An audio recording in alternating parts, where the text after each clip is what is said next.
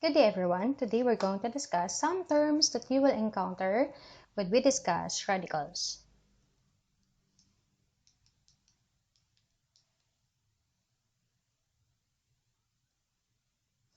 So, paano nga ba natin binabasa ang given roots and paano mo natin malalaman ang index niya? So, this one, pag nakita mo tong symbol na to, this is read as square root and its index is 2. Saan makikita yung index? Dito.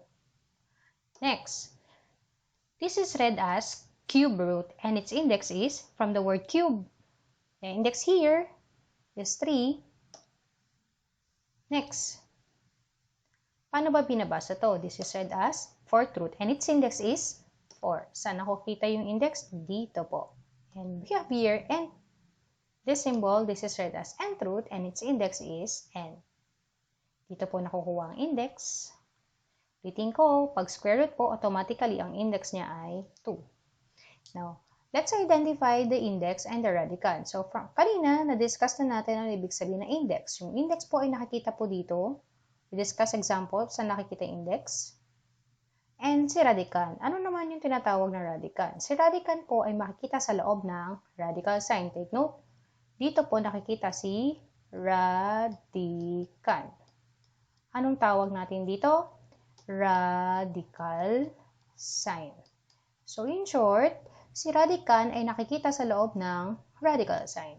So here, you have your square root of 4x, therefore its index is 2. Its radicand is 4x. Here, this is read as cube root of 8x cubed, its index is 3, and its radicand is 8x cubed. Next, this is read as fourth root of 16x to the fourth, therefore its index is 4, its radicand is 16x to the fourth.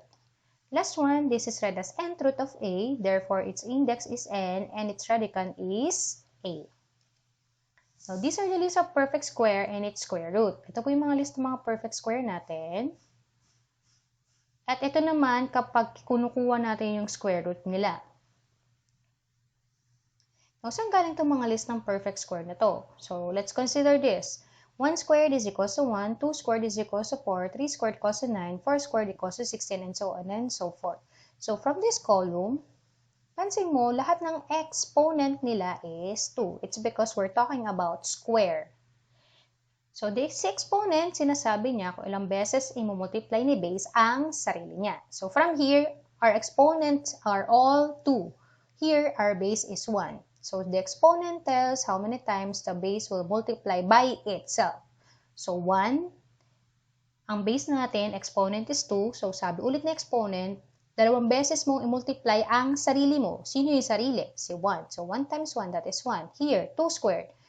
Your exponent is 2, your base is 2. So, the exponent tells the base na dalawang beses mong i-multiply ang sarili mo. 2 times 2, that is 4. Here, exponent is 2, your base is 3. So, dalawang beses daw ng base mo. So, 3 times 3, that is 9. 4 times 4, that is 16. 5 times 5, that is 25. 6 times 6 is 36. 7 times 7 is 49. 8 times 8 is 64. 9 times 10 is 81. 10 times 10 is 100, and so on and so forth. Kapag kinuha daw natin yung square root ng perfect square natin, ito. Pag kinuha daw natin yung square root niyan, square root of 1 is 1. Square root of 4 is 2. Square root of 9, that is 3. Square root of 16, that is 4. Square root of 25, that is 5. Square root of 36, that is 6. And so on and so forth. Aside from that, you need to familiarize yourself by the list of perfect cube and its cube root. So, ito yung list ng mga perfect cube, 1, 18, 27, 64, 125, 216, and so on and so forth. Saan ang galing yung 1? Yung 8, 27, 64, and so on. So, we have here, 1, kung papansinin natin, lahat ng exponent nila ay 3. It's because it's cube. So, 3 yung exponent. So, the exponent 3 tells the base 1 na tatlong beses mo i-multiply ang sarili mo base. 1 times 1 times 1 is still 1. So, 2 cube. Your base here is 2, your exponent is 3. So, sa exponent 3, sinabi niya tatlong beses mo i-multiply ang sarili mo base 2. So, 2 times 2 is 4 times 2 is 8. Similarly here, 3 times 3 times 6 is 27. 4 times 4 times 4 is 64. 5 times 5 times 5 is 25. And so on and so forth. Now, paano kung ang exponent natin ay 4? So, 1. So we have here 1 raised to the 4th power. That is still 1. 2 raised to the 4th power. So that is 2 times 2 times 2 times 2. Bakit apat na 2? Kasi your exponent is 4 and your base is 2. So ibig sabihin, sabi ni exponent 4, kay base 2, apat na beses mo i-multiply si base mo sa sarili niya. 2 times 2 is 4, times 2 is 8, times 2 is 16. So 2 raised to the 4th power is 16. How about 3 raised to the 4th power? So ibig sabihin, multiply mo si base 3 ng ilan? Apat na beses. So 3 times 3 is 9, times 3 is 27, times 3 is 81.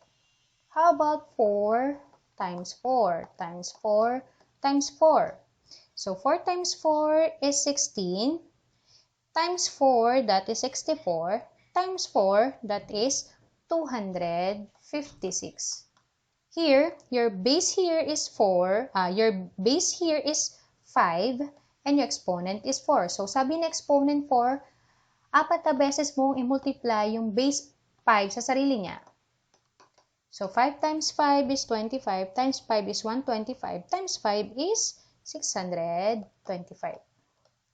And what if, going back here, if we're going to get the 4th root of 1, you were asked to find what is 4th root of 1. 4th root of 1 is still 1. 4th root of 16, that is 2. 4th root of 81, that is 3. 4th root of 256, that is 4. And 4th root of 625, that is 5. Now, paano naman kung ang exponent niya is 5? So we have here 1 raised to the 5th power, that is still 1. 2 raised to the 5th power, so that is 2 times 2 times 2 times 2 times 2. 2 times 2 is 4, times 2 is 8, times 2 is 16, times 2 is 32. Now, what if 3 raised to the 5th power? So 3 times 3 times 3 times 3 times 3. 3 times 3 is 9, times 3 is 27, times 3 is 81, times 3 is, again, times 3. So ilang beses? 5 beses. That is, 3 times 3 is 9, 27, 81. That is, this is 253. 243. Next, 4 raised to the 5th power. So, 5 daw na 4. So, pag minultiply natin yung 4 na 4, 4 times 4 is 16, times 4, that is 64, times 4 is 256, times 4 is 1,024. How about 5 raised to the 5th power? So, 5 beses mong i-multiply yung sarili mo. So, 5 times 5, that is 5. 5 times 5 is 25, times 5 is 125, times 5 is 625, times 5 is 3,000. Times 5, that is 3,125. So, if you get square root, 5th root of 1, that is still 1. 5th root of 32, that is 2. 5th root of 243, that is 3. 5th root of 1,024, that is 4. And 5th root of 3,125, that is 5.